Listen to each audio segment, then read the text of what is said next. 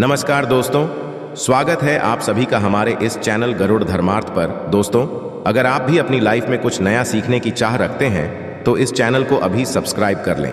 दोस्तों, आज खास और आखिरी मौके पर गोवर्धन पूजा के दिन गौ माता को खिला देना, ये 3 चीजें 7 जन्मों के पाप नष्ट होंगे, दरिद्रता दूर हो जाएगी माँ, धेनु की कृपा से हर मनोकामना पूर्ण होगी। इस वीडियो में हम जानेंगे कि गोवर्धन पूजा किस दिन मनाई जाएगी, गोवर्धन पूजा का शुभ मुहूर्त कब है, गोवर्धन पूजा के दिन कौन से उपाय करने चाहिए और गोवर्धन पूजा की विधि कौन सी है। दोस्तों, 5 दिवसीय दिवाली पर्व के चौथे दिन गोवर्धन पूजा की जाती है। यह पर्व कार्तिक माह के शुक्ल पक्ष की प्रतिपदा तिथि को मनाया जाता है। दिन घरों में गोवर्धन पर्वत बनाया जाता है और भगवान श्री कृष्ण की प्रतिमा बनाई जाती है। इस साल गोवर्धन पूजा की तिथि को लेकर लोगों में भ्रम की स्थिति उत्पन्न हो गई है। इस बार कार्तिक माह के शुक्ल पक्ष की प्रतिपदा तिथि की शुरुआत 13 नवंबर दिन सोमवार को दोपहर 2:56 से हो रही है और समापन अगले दिन 14 नवंबर दिन मंगलवार को दोपहर 2:36 पर होगा। पंचांग के अनुसार इस वर्ष गोवर्धन पूजा का शुभ मुहूर्त 14 नवंबर को सुबह 6:43 से लेकर 8:52 के बीच रहेगा। ऐसे में गोवर्धन पूजा के लिए 2 घंटे 9 मिनट का समय पूजा के लिए श्रेष्ठ रहेगा। गोवर्धन पूजा के दिन कुछ शुभ योगों का निर्माण हो रहा है। इस बार गोवर्धन पूजा के दिन शोभन योग सुबह से लेकर दोपहर 1:57 तक रहेगा। उसके पश्चात अतिगंड योग शुरू हो जाएगा। अतिगंड योग शुभ माना नहीं जाता है, इसीलिए इससे पहले ही पूजा कर लेनी चाहिए। इसके अलावा गोवर्धन पूजा के दिन सुबह से ही अनुराधा नक्षत्र होगा। इस दौरान करने से शुभ फलों की प्राप्ति होती है। तो चलिए जान लेते हैं गोवर्धन पूजा के इस पवित्र दिवस पर मनुष्य को शुभ फलों की प्राप्ति के लिए कौन से कार्य करने चाहिए। दोस्तों, सबसे पहले आपको संक्षिप्त में बताते हैं कि गोवर्धन पूजा क्यों की जाती है, इसके पीछे की कथा कौन सी है। ये द्वापर युग की बात है, जब गोकुल के निवासी हर साल देवराज इंद्र को प्रसन्न करने के लिए उनकी पूजा आराधना करते थे ताकि देवराज की कृपा से बारिश अच्छी हो। किंतु देवराज को इस बात का अहंकार हो गया था। इसीलिए देवराज के इस अहंकार को तोड़ने के लिए भगवान श्री कृष्ण ने गोकुल वासियों को देवराज इंद्रा के स्थान पर गोवर्धन पर्वत की पूजा करने के लिए कहा था। फिर गोकुल वासियों ने देवराज के स्थान पर गोवर्धन की पूजा करना आरंभ किया। इससे क्रोधित होकर इंद्रा ने गोकुल वासियों पर भयंकर तूफान बारिश और बिजली का वर्षा करना शुरू कर दिया।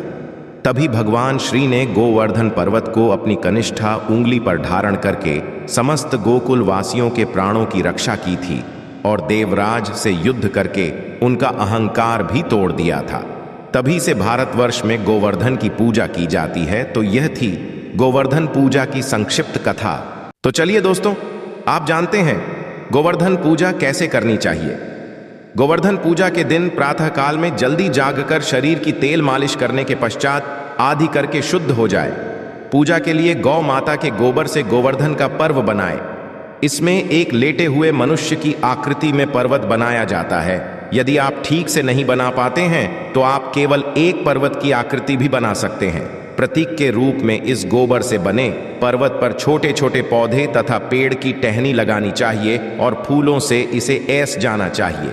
जब आप गोवर्धन का पर्वत बना लें तो उसके समक्ष भगवान श्री कृष्ण की मूर्ति रखें, उनके सामने एक दीपक रखें। उसके पश्चात पात्र में दूध, दही, गंगा जल, शहद आदि चीजें डालकर पूजा करें। यदि आपके घर में गाय माता है तो ये सर्वोत्तम होगा। आप गाय माता को स्नान कराएं और गौ माता की विधिवत पूजा करें। इसके साथ ही यदि आप गाय माता का पूजन करके उसका श्रृंगार करते हैं तो गौ माता अधिक प्रसन्न होंगी। इस दिन गौ माता की सींगों पर घी लगाना चाहिए। इस दिन गाय माता को स्नान कराना चाहिए। उन्हें सिंदूर, पुष्प आदि से ऐस जाना चाहिए। दोस्तों, हमारे प्राचीन धर्म ग्रंथों में गाय माता को एक अत्यंत महत्वपूर्ण और पवित्र पशु माना जाता है। शास्त्रों में गाय माता को माता कहा गया है और समस्त देवी देवता इनका पूजन करते हैं। गांव के 6 अंग गोबर, मूत्र, दुग्ध, दधी और गीत ये अत्यंत पवित्र और शुद्ध के साधन भी हैं। गोबर से बिल्कुल वृक्ष उत्पन्न हुआ, उसमें लक्ष्मी विद्यमान है, इसीलिए इसे श्री वृक्ष कहा जाता है। गोबर से ही बीज उत्पन्न हुए हैं। गौमूत्र से गुल की उत्पत्ति हुई है। जो देखने में प्रिय और सुगंधित युक्त है, जो सभी देवों का आहार है, संसार में मूलभूत गौ दुग्ध से उत्पन्न है, सभी मांगलिक पदार्थ दही से उत्पन्न है, घी से अमृत उत्पन्न होता है, जो देवों की तृप्ति का साधन है। गाय माता से ही यज्ञ प्रवृत्त होता है। गौ माता के शरीर में 33 कोटि देवी देवताओं का निवास होता है। गाय माता एक अत्यंत पवित्र, निर्मल, निष्पाप जीव है। रघुवेद में इसे संसार का पालन पोषण करने वाली कामधेनु माता कहा गया है। इसके दर्शन मात्र से मनुष्य के हजारों पाप नष्ट हो जाते हैं। इसीलिए कभी इस निष्पाप गौ माता पर अत्याचार नहीं करना चाहिए। गाय माता को कभी मारना नहीं चाहिए और कभी उन्हें कष्ट नहीं देने चाहिए। गाय माता को मारना शास्त्रों में सबसे बड़ा पाप माना गया है। दोस्तों, भगवान श्री कृष्ण को गायों से लगाव था। उन्हें गौ माता बहुत अधिक रीली। श्री कृष्ण के अनुसार गायों की सेवा करना ही सर्वश्रेष्ठ धर्म है। इससे बड़ा पुण्य का कार्य संसार में दूसरा कोई नहीं। कलयुग की भविष्यवाणी करते हुए भगवान श्री कृष्ण कहते हैं कि कलयुग में जब धर्म का लोभ हो जाएगा तब मनुष्य गाय माता की सेवा नहीं करेंगे। मनुष्य केवल दूध के लिए ही गाय माता को पालेगा। दूध के लिए वह गाय माता को बहुत कष्ट देगा, जिसके परिणाम स्वरूप कलयुग में पाप और अधर्म उसके चरण पर होगा। कलयुग के अंत का लक्षण बताते हुए श्री कृष्ण कहते हैं, जब संसार से गाय माता समाप्त हो जाएगी तब कलयुग का अंत होगा। जो मनुष्य कलयुग में भी गाय माता की निस्वार्थ भाव से सेवा करेगा वह सुख समृद्धि प्राप्त करेगा। जो स्त्री रसोई में बनी पहली रोटी गौ माता को खिलाएगी वह सदा सुहागिन और सौभाग्यशाली रहेगी। जो लोग अपने घर में गाय माता से पंचगव्य को घर में रखेगा उसके घर में कभी दुख दरिद्रता नहीं आएगी। दोस्तों, हमारे धर्म के सभी शास्त्रों में गाय माता की सेवा को ही सर्वश्रेष्ठ माना गया है। जो व्यक्ति प्रतिदिन किसी न किसी तरह से गौ माता की सेवा करता है वह सबसे अधिक पुण्यवाहन बन जाता है। गांव में तो मनुष्य को गाय माता की सेवा करने का अवसर प्राप्त होता है, किंतु शहरों में गाय माता के दर्शन आसानी से नहीं हो पाते हैं। इसीलिए मनुष्य को गौशाला में जाकर गाय माता की सेवा करनी चाहिए अथवा गौशाला के लिए दान धर्म करने चाहिए। इसके अलावा आप अपने घर में ही गौ माता की मूर्ति रखकर उनकी पूजा अवश्य करें। इससे भी माता कामधेनु का आशीर्वाद प्राप्त होता है। शास्त्रों में गौ माता को मां लक्ष्मी का रूप माना गया है, इसीलिए उनकी पूजा करने से दरिद्रता दूर होती है। प्राचीन काल से ही गौ माता की सेवा और संरक्षण करने की परंपरा चली आ रही है। कई ऋषि मुनि अपनी कुटिया में का पालन करते थे तथा राजा महाराज गायों का दान करते थे। गायों के दान को सबसे बड़ा दान कहा गया है। गाय माता का दान करने से सभी जन्मों के पाप नष्ट हो जाते हैं और मनुष्य को मोक्ष की प्राप्ति होती है। आज हम आपको गौ माता के संबंध में बहुत ही महत्वपूर्ण बातें बताने जा रहे हैं। गाय माता की पूजा कैसे करनी चाहिए, गाय माता को कौन सी चीजें खिलाने से कौन सा फल मिलता है तथा गाय माता के किस अंग को स्पर्श करने दरिद्रता दूर होती है आदि के बारे में हमारे शास्त्रों में बहुत ही महत्वपूर्ण ज्ञान दिया गया है। हमारी अत्यंत पूजनीय गौ माता के बारे में आप सभी को यह बातें अवश्य जान लेनी चाहिए। इससे आपके जीवन से सभी प्रकार के कष्ट दूर होंगे। दोस्तों, कई बार महिलाएं जाने अनजाने में गाय माता को कुछ चीजें खिला देती हैं जिससे मां लक्ष्मी क्रोधित हो जाती है। शास्त्रों में कहा गया है कि ये चीजें गाय माता को कभी नहीं खिलानी चाहिए। इससे मनुष्य के जीवन में दुर्भाग्य आता है और उसे किसी भी कार्य में सफलता नहीं मिलती है। तो चलिए जान लेते हैं गौ माता के विषय में महत्वपूर्ण नियम। सबसे पहली बात है दोस्तों, गौ माता के दर्शन करना बहुत शुभ होता है। शास्त्र कहते हैं रोज सुबह गाय माता के दर्शन होने से पुण्य की प्राप्ति होती है और सुबह गोबर के दर्शन होने से लक्ष्मी की प्राप्ति होती है। यदि किसी महत्वपूर्ण कार्य के लिए जा रहे हैं और अचानक ही माता आपके रास्ते में आ जाती है तो वह कार्य निश्चित ही सफल हो जाता है।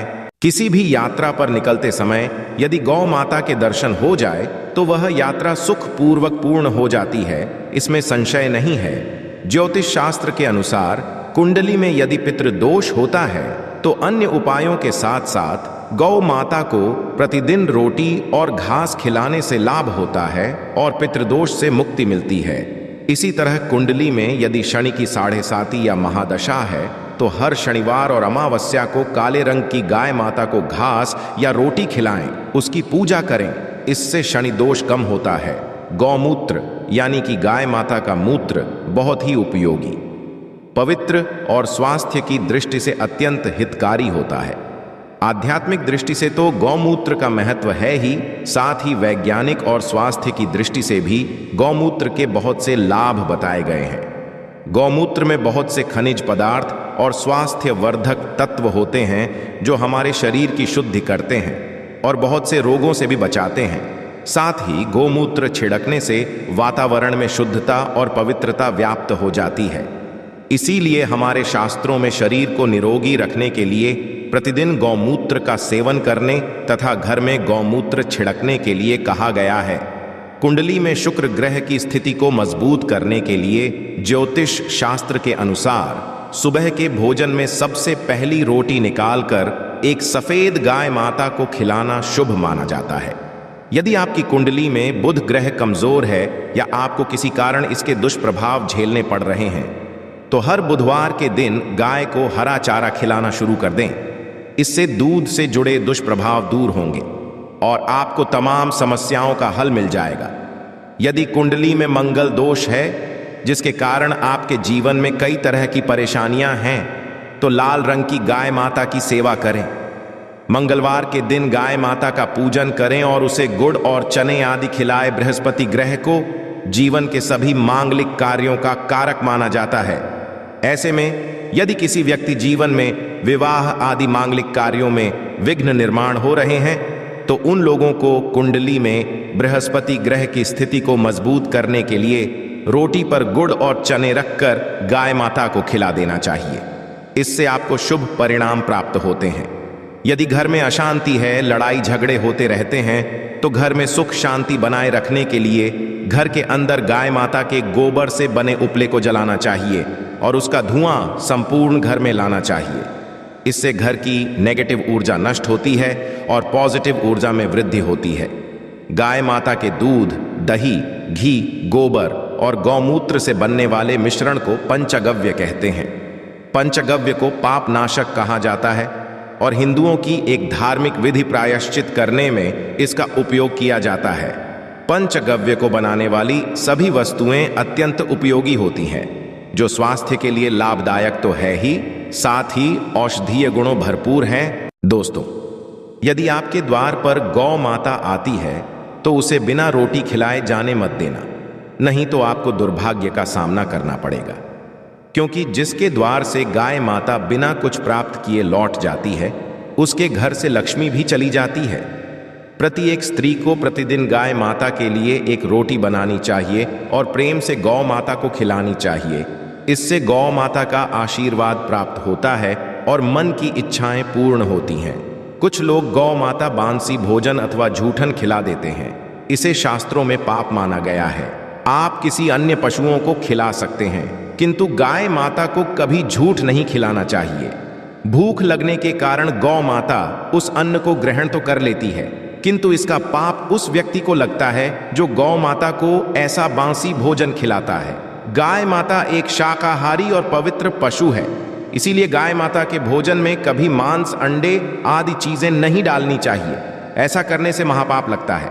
यदि आपकी कुंडली चंद्रदोष है और जिसके कारण लगातार परेशानी उठानी पड़ रही है तो आप ये एक उपाय अवश्य करें। आप रोटी पर सफेद मक्खन, नमक और घी लगाकर गौ माता को खिला देंगे। यदि शनि दोष है तो आटे में थोड़े काले तिल मिलाकर रोटी बनाकर गौ माता को खिला दें। इससे शनि दोष समाप्त होता है। मंगल दोष को दूर करने के लिए रोटी पर हल्दी लगाकर गाय माता को खिलाना चाहिए। यदि घर में धन की समस्या है तो गुरुवार के दिन गाय माता को केले का फल चाहिए। इससे दरिद्रता दूर होती है।